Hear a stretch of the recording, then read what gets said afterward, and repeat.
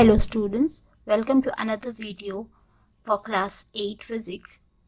We are discussing about spherical mirrors.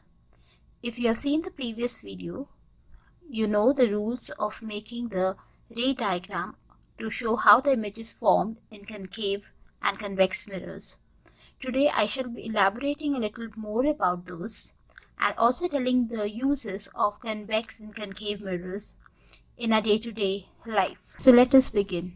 Now, before I tell you about the image formation, once again, I would like to tell you the difference between the real and the virtual image.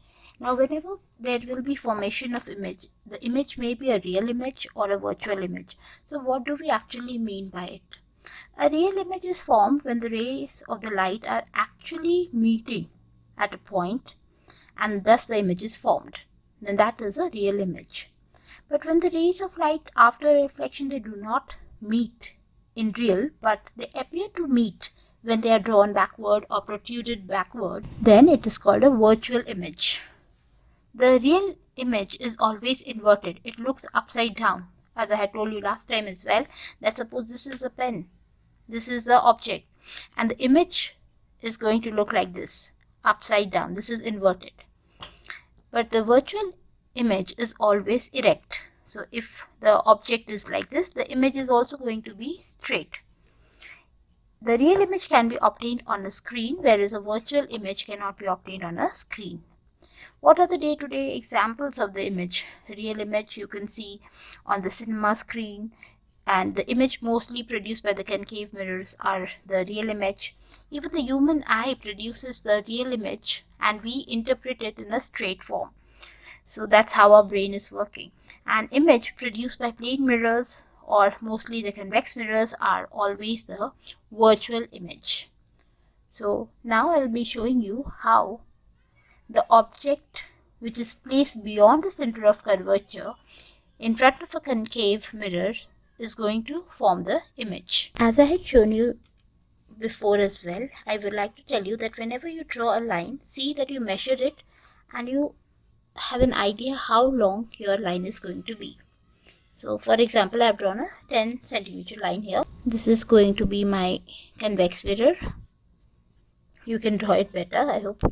So if this is 10 and I take till here and then till here, so this is just the double. This is the center of curvature, this will be the focus, this is a pole.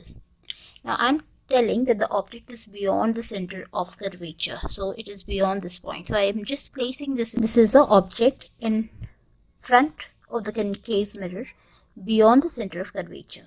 Now for simplicity we'll be taking two rays, so let us just take one which is parallel to the principal axis, and you know that whenever it is parallel to principal axis it is going to pass through the focus. So this is a reflecting ray. The another ray that I will be considering is the one which passes through the center of curvature. And you remember the rule? What happens to it? Right. Whenever a ray passes from the center of curvature, it bounces back in that same line. So wherever the intersection is there, that is going to be the place where my image is going to be formed. So this is the image. It is inverted, as you can see. So obviously it's a real image. It is inverted and it is diminished. It has become smaller in size. So if this was AB, this is B dash A dash. So this is the example of the object being placed beyond the center of curvature. And what did we see? That the image is real, inverted and diminished. So now in the second question, the object is between the focus and the pole in a concave mirror. So I will just make a small object here. So I will take two rays again for simplicity. One which falls at P, and according to the law of reflection, at the same angle it bounces back, that is reflection is happening here. And another ray which falls normally and it seems to be passing from the center of curvature. Now as you can see that the rays are almost diverging this end, but in this case it is going to be a little different. So for that, I'll just extend my line here. We are going to protrude the two lines, and they seem to meet at a point, and the image is going to be at this end. And as you can see, this is the object AB. Here the image A-B- appears to be larger in size than the object. The object is smaller, and here the rays are protruded and a virtual image is formed. So we see that the rays are diverging and they are assumed to meet at a point here, which is behind the mirror, and the image is formed behind the mirror. The nature is it is virtual, erect, and enlarged.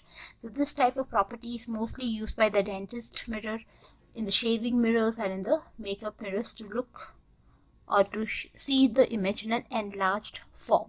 Now let us see how image is formed by a convex mirror. This is a convex mirror, and I take an object in front of it and two rays, just for simplicity. Here the rays actually they diverge, but here it will seem to come from the focus. So showing it with the dotted lines, and another ray striking normally and again bouncing back in that same line. And you can see where these two are intersecting, our image is going to be here. So if this is AB, the image is always smaller in size and formed behind the mirror. It is virtual as it is erect, and it's also smaller in size, so it's diminished. So this is how the image is going to be formed in a convex mirror. Let it be placed at infinity or at any point in front of the mirror. So students, just remember one thing, that whenever in convex mirror the image will be formed, it will be always smaller in size than the object. But as I just showed you before, the image in the concave mirror, the last case where we are putting the object in between the focus and the pole, there we formed a virtual image or an inverted image, as you can see, which is larger. So always in a concave mirror, the virtual image which is formed is larger than the object, but in case of convex mirror, the image formed will be always smaller than the object. So now let us discuss about some uses of convex and concave. Now talking about the concave mirrors, you can see it is used in the reflecting type of telescopes. Also it is used as a shaving mirror, as the image formed is virtual, erect, and magnified. Also it is used in the reflecting type solar cookers. It is used by the dentist to see the enlarged image of your tooth. Also you can see it is used in the reflectors in the searchlights, projectors, etc., where the light source is at a focus of the concave mirror and parallel beams is obtained. So what will happen when the light source is placed between the focus and the pole? A divergent beam is obtained, so it's going to spread the light. Similarly, the convex mirror is used as a rear view mirrors in the vehicles, right? You might have seen in your vehicles the image formed of the things coming behind you, the vehicles coming behind you, and they are erect but diminished in size. Similarly, they're used in the street light reflectors because they diverge the light rays over a wide area.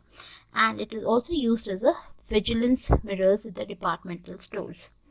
So with this, I'm very sure, children, you will now be able to draw the ray diagrams and show how images formed in the different mirrors.